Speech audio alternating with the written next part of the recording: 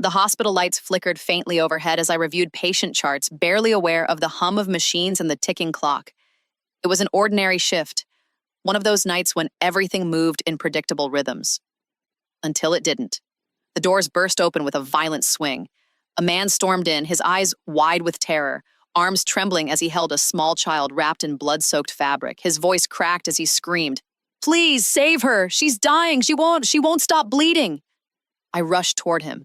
The child's body was limp, no movement, no sound. Her clothes were drenched, sticking to her tiny frame. Blood trickled from wounds too brutal to imagine. She couldn't have been more than 10. Her face was delicate, innocent, now twisted with pain and fear even in unconsciousness. I had seen trauma before, but this was different. This was evil, etched into a child's flesh. We placed her on the operating bed as the trauma team gathered, their faces turning pale one by one. I ordered emergency blood work, scans, stabilization protocols, but as I approached her bedside and examined her injuries, my heart sank. These weren't injuries from an accident. They were deliberate, violent, monstrous. My hands froze midair, and for a moment, so did my thoughts. It felt like the ground had shifted beneath me. What kind of creature could do this to a child? I snapped back into motion. We had no time for rage or sorrow. For 20 long seconds, the monitor beside her displayed a flatline. Silence filled the room. I could feel every eye locked on the screen. No pulse, no breath, just the sound of death brushing past us. And then, suddenly, a gasp. A faint one. Her chest rose slightly. The beep returned. She had come back. The room exhaled. I exhaled. But beneath the relief was a sharp sting of dread, because saving her body was one thing. Saving her soul, her spirit, her will to live, that was something no medical training had prepared us for. Her father collapsed into a chair nearby, burying his face in his hands. He didn't speak much. He didn't need to. His anguish was loud enough. Every few minutes, I saw him glance up, his eyes red, as if praying this was all a dream. But it wasn't. We had saved a life. But something inside me already knew. This family had stepped into a nightmare they would never fully escape. The girl remained in the pediatric ward under intensive observation. Machines beeped around her day and night, measuring her fragile heartbeat, monitoring the slow rise and fall of her chest. We watched her as one might watch a flickering candle in a storm, grateful it hadn't gone out, terrified it still might. Her father never left the hospital. He slept on plastic chairs, skipped meals, and wandered the corridors like a ghost. Sometimes I would find him tucked away in corners, silently sobbing into his sleeves, but he never cried in front of his daughter, not once. He told me one night, his voice hoarse, "I have to be her strength, even when I feel like I'm dying inside." His wife, her mother, was different. She became a shadow of herself. Her eyes held the hollowness of a woman who had seen the world end. She barely spoke, barely moved. For hours, she'd sit beside her daughter's bed, holding her hand with trembling fingers, whispering silent prayers to a God she now feared was no longer listening. And the girl, she didn't speak, not even once. She had survived the assault physically, but inside she was vanishing. She stared blankly at walls, flinched at sudden movements, and would begin trembling whenever someone entered the room unexpectedly. When the nurses came to check her vitals, she'd recoil as if expecting pain. Dr. Jassim, our senior psychiatrist, came to evaluate her after the third day. He was the best we had, gentle, patient, kind. But even he stepped out of her room pale-faced, muttering, "There's a darkness in her now, but one that may never leave." The diagnosis was clear: deep psychological trauma, the kind that doesn't go away with medicine or time, the kind that replays itself endlessly in a child's mind like a nightmare on loop. Despite everything, the girl slowly stabilized physically. After 15 days of constant care, she was discharged. We thought the worst was over, but we were wrong. Once she returned home, the real war began. Her parents tried to keep the tragedy a secret. They thought silence would offer protection. That maybe, just maybe, the world wouldn't find out. But pain has a way of leaking through even the thickest walls. One careless whisper in a hospital corridor, one sympathetic nurse sharing just a little with a relative. The story spread, not as sympathy, but as gossip. People began to talk, first in whispers, then with glances, then in full-blown questions. What happened to their daughter? Why were they hiding her? Had something so shameful occurred? And just like that, the family's private hell became public spectacle. The child, once so bright, so full of promise, began to wither. Strangers stared at her differently. Even relatives avoided her gaze. And she retreated further and further into herself, as if trying to disappear entirely. The assault hadn't ended that night. It had only begun. When they returned home, they thought they had left the storm behind, but the storm had only just begun. The father tried to reclaim a sense of normalcy. He fixed broken things around the house, went back to work in short shifts, smiled for neighbors when they passed by. But behind every polite nod was a question. Behind every smile, a whisper. He could feel it, the weight of rumors crawling through the streets like smoke. It didn't take long before the first question came from a distant relative over tea. We heard she had a serious accident. Poor thing, but such injuries, what really happened? He said nothing, just nodded. But inside, the floor gave way. Soon, others came. Friends, neighbors, even casual acquaintances, all cloaking their curiosity and concern. The questions grew bolder, the stares longer, and their daughter, she felt it all. Every glance, every hushed voice when she entered the room, like her very existence was now a stain others didn't want to touch. She began to shrink from the world. She stopped going outside. She avoided the windows. Even when her mother begged her to eat at the dining table, she'd quietly take her plate to a corner and sit with her back to everyone. Loud voices startled her. If someone knocked unexpectedly, she'd scream in fear.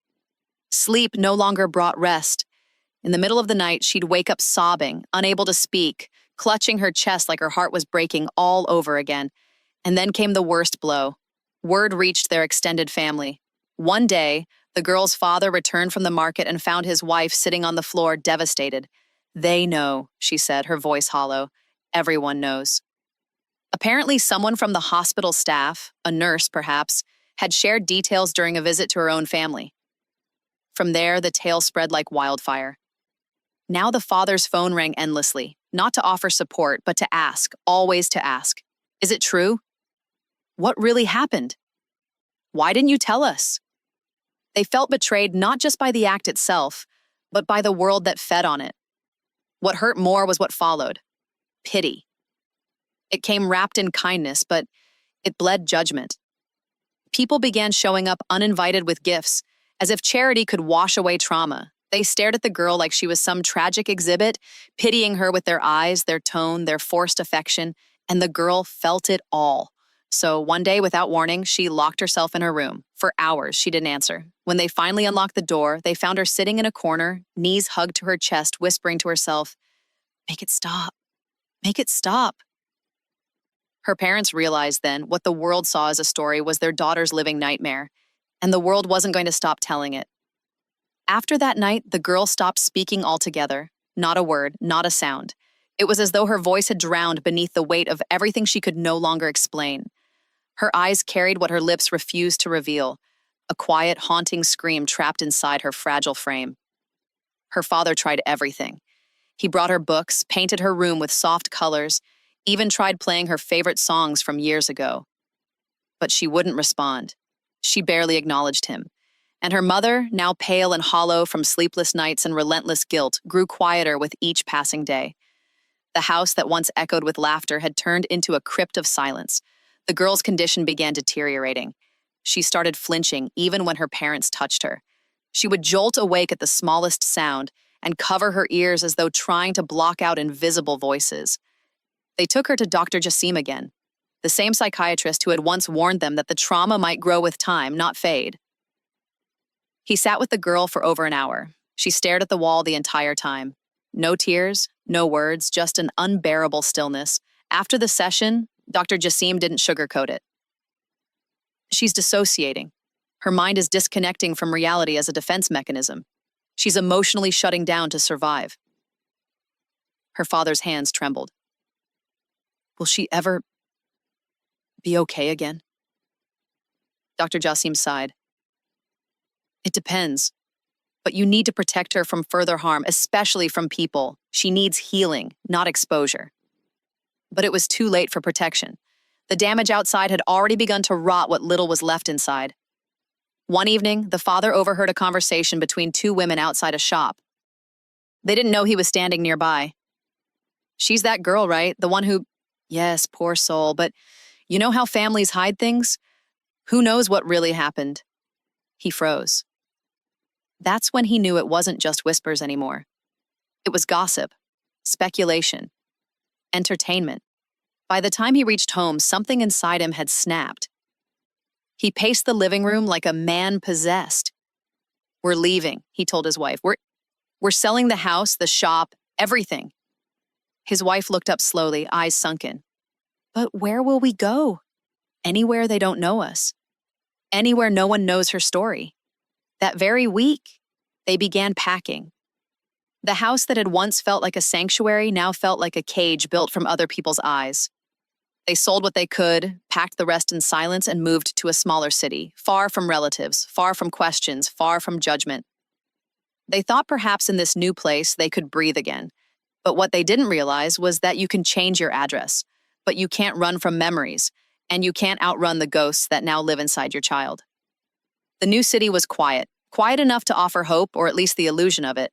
They found a modest apartment tucked into a sleepy neighborhood where no one knew their names or the tragedy that followed them like a shadow. For the first time in months, the father saw his daughter eat a full meal. She didn't speak, but she didn't cry either. That alone felt like a miracle. The mother clung to that tiny progress, whispering prayers after every spoonful. They rearranged the apartment to make it as welcoming as possible. Her new room was filled with soft toys, gentle lamps, and pastel curtains, though she always kept them closed. Her world remained dim. She enrolled in a new school under a new name. The family kept their history buried deep, speaking of it only in the language of glances. No one in the neighborhood knew who they were, and for a moment, they began to believe that perhaps this silence was mercy. But the girls' nights told a different story. Almost every night she would wake up screaming. Sometimes she would throw herself against the wall as if trying to escape from something only she could see. Other times she'd speak gibberish in her sleep, her body trembling, lips dry, murmuring names her parents didn't recognize. Her mother would run to her side, holding her tight until the storm passed, but each time the child woke up, her first words were always the same. Don't tell anyone. Please. Don't tell them. By now, the mother had withered. Her hands trembled constantly, her speech was slower, and she no longer had the strength to smile. Eventually, the stress caught up with her. One morning, she collapsed in the kitchen. Paralysis had struck her without warning. Half her body stopped responding, and her tongue slurred, caught between the world of thought and the world of speech. The father now found himself in a double crisis, a daughter emotionally shattered, a wife physically broken, and a heart that no longer had time to feel. It was too busy surviving. He admitted his wife to a local hospital, arranging for her to stay under observation. Meanwhile, he brought his daughter back home, now too terrified to even leave her alone in a room. The girl clung to him like a child half her age, unwilling to let him disappear from sight even for a moment. They had moved cities to escape the past, but the past had not moved from them. It lived in every silence, every hallway, every scream at night. The father began working longer hours to afford medical bills, but that meant leaving his daughter behind in the care of a widowed sister-in-law and his aging mother-in-law. Two women who, for all their good intentions, couldn't understand the ghosts that lived in the child's mind. And the ghosts were starting to speak louder. Months passed, but time did not bring healing. It only widened the cracks. The girl, though physically improving, remained emotionally frozen. Her new school offered a brief distraction, yet even there, the walls were closing in. The children, unaware of her past, treated her with hesitant kindness, but she sensed their curiosity. She saw the way their eyes lingered on her too long, how teachers whispered behind doors, and how the word strange followed her like a shadow. One day, she ran home crying, clutching her notebook to her chest. Her father, exhausted after a night shift, tried to comfort her. "What happened?" he asked gently. She refused to speak. Only later did he find a note stuffed inside her bag. In shaky handwriting, someone had written, "Is it true what they say about you?" He gritted his teeth. Somehow the past had found them again. Perhaps it was a nurse. Perhaps a relative who recognized them. Maybe it was just coincidence. But it didn't matter. The seed had been planted. The whispers began once more, this time from unfamiliar mouths.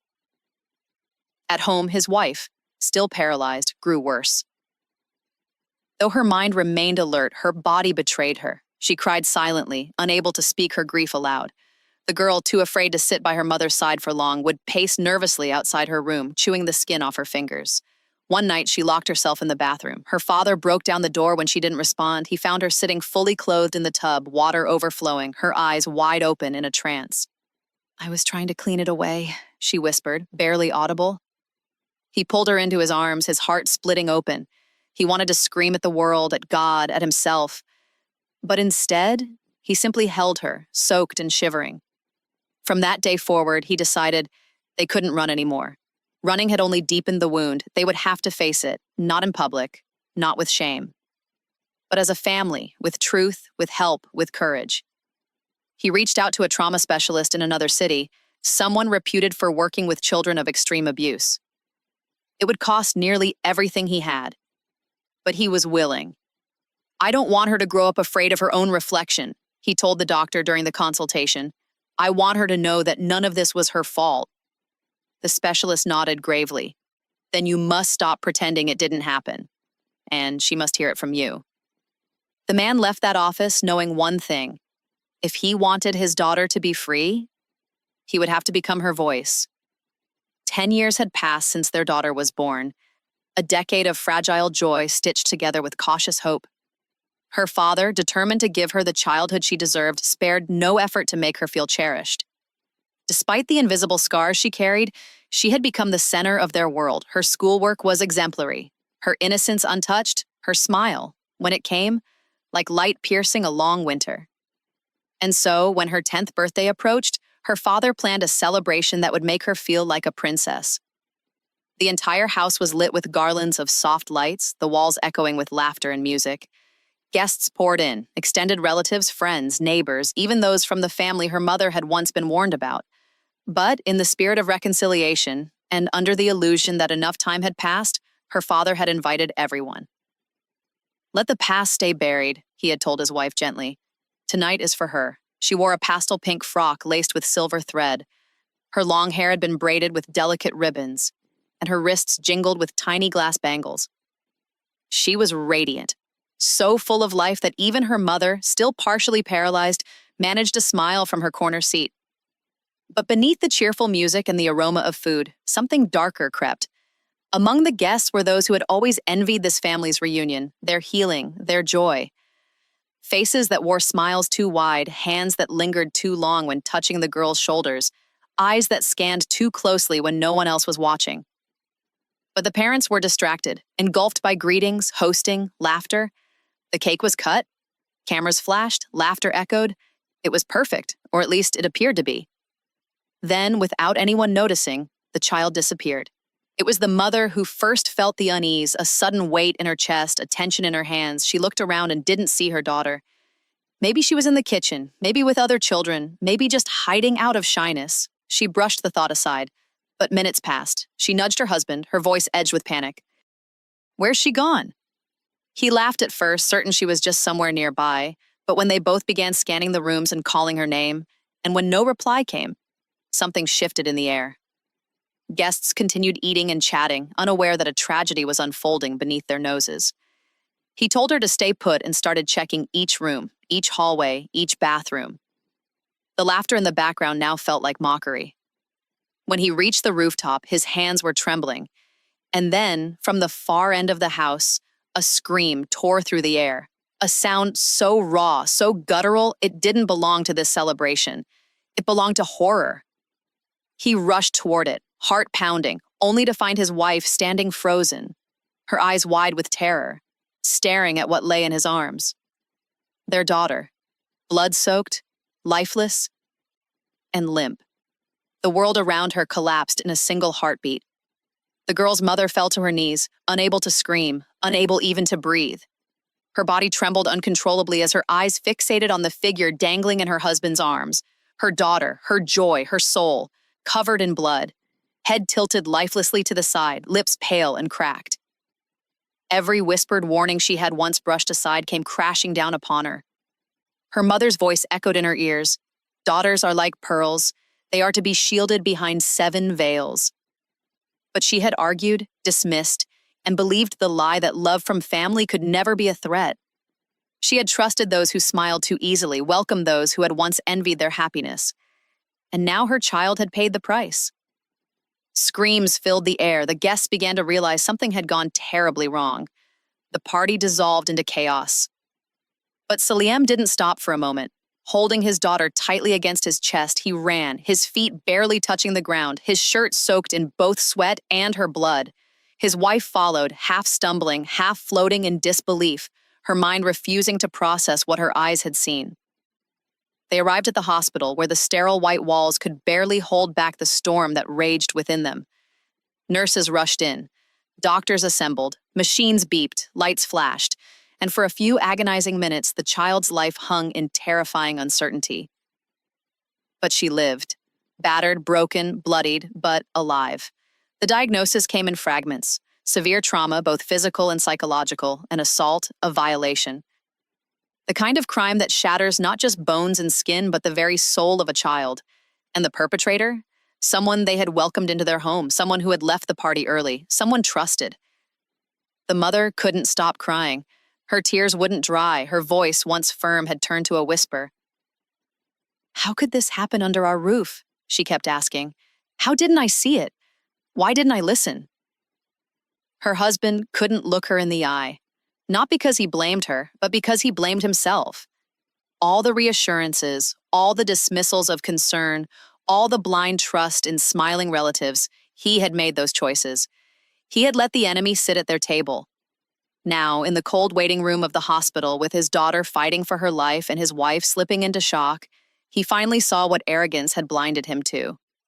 No one can protect without God's help. And no amount of human pride or planning could guard against evil hidden in plain sight. He clutched the hospital prayer beads in his pocket, the ones he hadn't used in years. For the first time in a long while, his voice cracked in humility. "Oh, Allah," he whispered, tears breaking through. "Give me one more chance. Let me fix what I've failed to protect." Weeks passed, but time had lost all meaning. The child lay in her hospital bed, eyes wide open yet blank, as though staring into a realm far removed from this one. The physical wounds had begun to scab and heal, but the internal ones, those were deeper, far more complex. Her silence was deafening. Even when spoken to gently, she flinched. Even when held lovingly, she pulled away.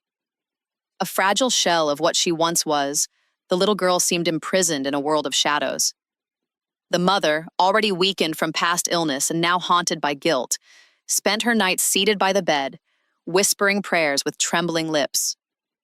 Her husband came and went, working tirelessly by day to pay for treatments, and by night, trying to hold together the fraying threads of their home. Neither spoke of the party. Neither dared to ask the questions they feared might be answered. Eventually, after long weeks of observation, the doctors decided the child could go home.